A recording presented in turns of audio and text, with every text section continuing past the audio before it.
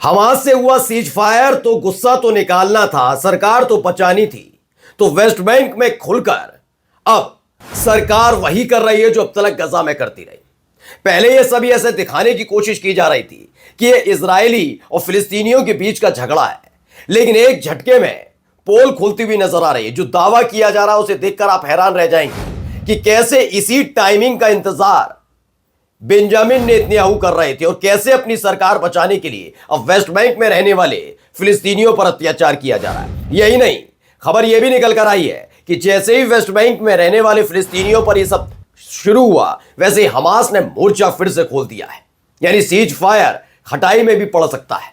लेकिन खबर निकलकर अमेरिका से भी आई, जहां अमेरिका में नवनिर्वाचित राष्ट्रपति डोनाल्ड ट्रंप ने एक के बाद एक कई ऐसे आदेशों पर हस्ताक्षर यानी साइन कर दिया है जो बताता है कि आने वाले दिनों में मिडिल ईस्ट को लेकर डोनाल्ड ट्रंप की क्या योजना है।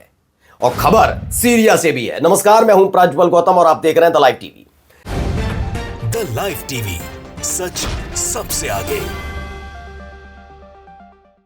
पहले मैं जेनिन लेकर आपको चलूंगा, क्योंकि गजा के साथ हमास के साथ जो हुआ सीज फायर, उसका अगला चरण शनिवार को शुरू होगा।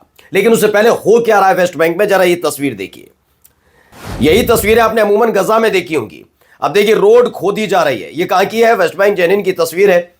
दरअसल ये लगातार कहा जा रहा है कि जेनिन और वेस्ट बैंक से ज्यादा जो इजरायली सेटलर है निकल जाए।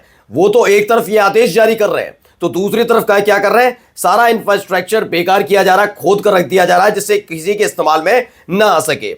और भी कई तस्वीरें निकलकर सामने आई हैं, वो भी मैं आपको दिखाता चलता हूं। देखिए, इजरायली बुलडोजर एंटर जेनिन, और उसके बाद ये कर क्या रहे हैं, उसके बाद की हर तरीके से तस्वीरें मैं दिखाई रहा हूं। 6 शहीद हुए, 35 से ज्यादा घायल हुए हैं। वहां ये तमाम चीजें चल रही है फिलिस्तीन के अंदर कि किस तरह के हालात पैदा किए जा रहे हैं, और पूरी की पूरी खेप भेजी गई है। एक तरफ इजरायलियों से कहा, सेटलर से कहा कि भाई बाहर निकल आओ, और दूसरी तरफ अपने ये बुलडोजर भेज दिए हैं जिससे वहां पर सब कुछ बर्बाद कर दिया जाए, जैसे गजा में किया गया। यानी दोनों तरफ से खेल करने की कोशिश इजराइल यहां पर कर रहा है। एक और तस्वीर आपको वीडियो दिखा रहा हूं, देखिए ये भी कैसे द लार्ज स्केल इन्वेशन यानी घुसपैठ हुई। कहां पर? आईओएफ जो इजराइल की फोर्स है जेनिन में घुसती है वेस्ट बैंक में, और उसके बाद अपना ऑपरेशन शुरू करती है, क्योंकि यहीं पर अब लगातार विवाद उत्पन्न होता जा रहा है, विवाद पैदा हो चुका है। और आमने सामने अब तक इजरायली सेटलर लगातार हमला कर रहे थे फिलिस्तीनियों पर, लेकिन अब उसके बाद जब उन्होंने मुंहतोड़ जवाब दिया, यानी जब फिलिस्तीनियों की तरफ से मुंहतोड़ जवाब दिया, तो ये कार्रवाई के नाम पर कुछ ऐसा किया जा रहा है। देखिए, आईओएफ यानी कि इजराइल की सेना वहां पर एंटर करती है, और एक तरफ क्या हो रहा है, अपने लोगों से कहा जा रहा है कि आप छोड़ दिए। कई और तस्वीरें, पहले वो तस्वीरें वीडियोस दिखाता हूं, उसके बाद तमाम चीजें और दिखाने जा रहा हूं। ये वीडियो भी देखिए आप। इस वीडियो में भी आपको नजर आएगा कि कैसे डिस्ट्रैक्शंस यानी कि हर चीज तोड़फोड़ की चीजें की जा रही हैं, वह हालात क्या पैदा किए जा रहे हैं। एक और वीडियो आप देखिए।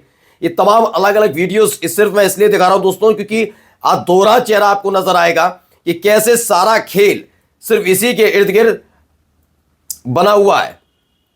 अब आइए, एक खबर जो मैं अभी आपसे कह रहा था, ये देखिए। Israel is issuing text message to all settlers. खबर क्या है?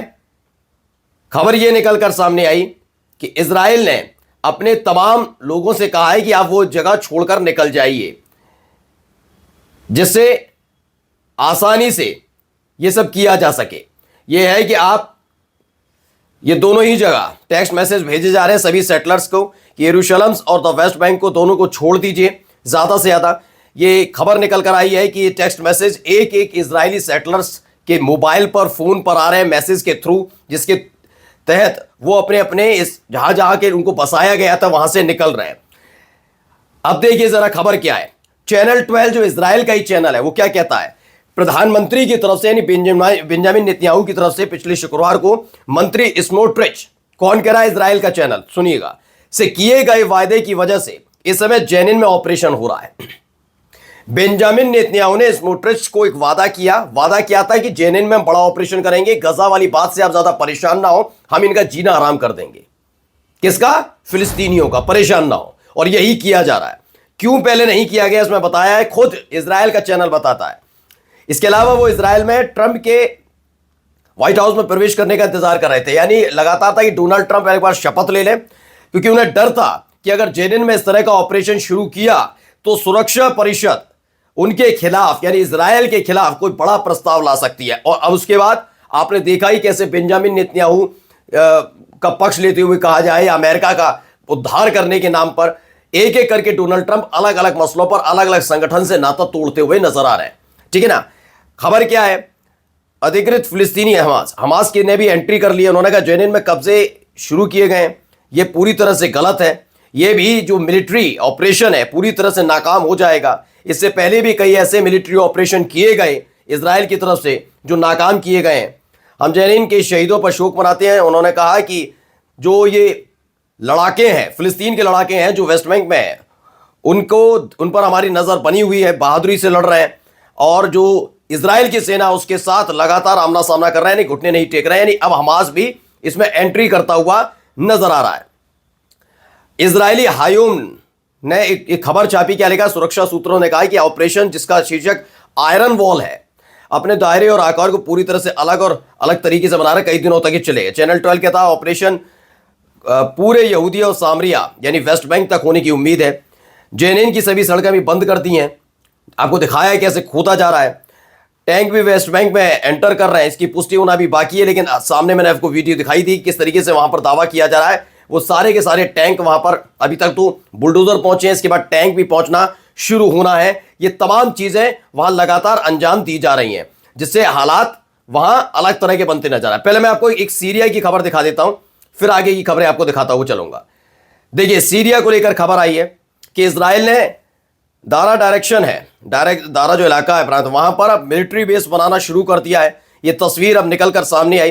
ये तुर्किश मीडिया ने और सीरियन गवर्नमेंट ने इसे पूरी तरह से इग्नोर किया। ये दावा किया जा रहा है कि ऐसी खबरें निकल गई। दोनों तस्वीरें आप देख सकते हैं, यानी सीरिया में भी अपना बेस बनाने में जुट गया है।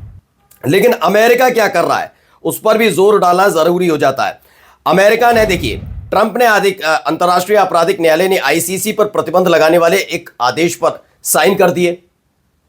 यानी कि आईसीसी किसके लिए था बेन, आपको याद होगा हाल ही में इंटरनेशनल क्रिमिनल कोर्ट ने बेंजामिन नेतन्याहू और इजराइल के पूर्व रक्षा मंत्री यो गैलेंट के खिलाफ उन्हें युद्ध अपराधी मानते हुए वारंट जारी किया था। और तब से ही देखिए बाइडन भी यही कह रहे थे, और बाइडन के सारे फैसलों से खुश नहीं है डोनाल्ड ट्रंप। लेकिन यह वाला फैसला उनको वैसा लगा तो आखिरकार उन्होंने आईसीसी पर प्रतिबंध लगाने के लिए साइन कर दिया।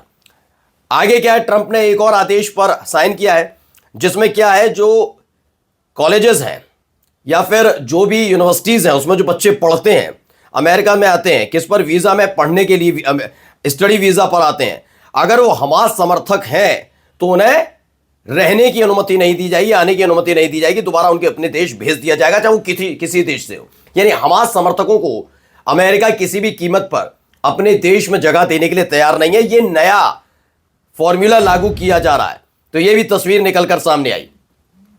खबर यही नहीं है, खबर ये भी है, देखिए, Denmark dismisses Trump latest Greenland claims. उधर दूसरी तरफ आपको मालूम ही है, डेनमार्क को लेकर है, ग्रीनलैंड को लेकर है, कनाडा को लेकर है, इनको लेकर भी कभी विवादास्पद कई फैसले लिए गए। अब मैकडोनल्ड को लेकर खबर है, प्रेस टीवी की, मैकडोनल्ड ने की तरफ से खबर है कि $7 बिलियन का बड़ा नुकसान उठाना पड़ा है। किसे? मैकडोनल्ड को। क्यों?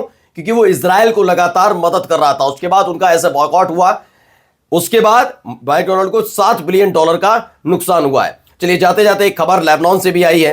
क्या है, इजराइल को सभी लेबनानी इलाकों से वापस जाना होगा और सोमवार का बस दिन दिया जा रहा है, कहा जा रहा है। और उसके बाद एक बड़ी धमकी हिजबुल्लाह की तरफ से दी गई है कि ये आखिरी वक्त है जब हम आपसे कह रहे हैं आप अपने अपने इलाके में वापस लौट जाइए, वरना एक बार फिर से हिजबुल्लाह मोर्चा खोल सकता है। नमस्कार। द लाइव टीवी, सच सबसे आगे।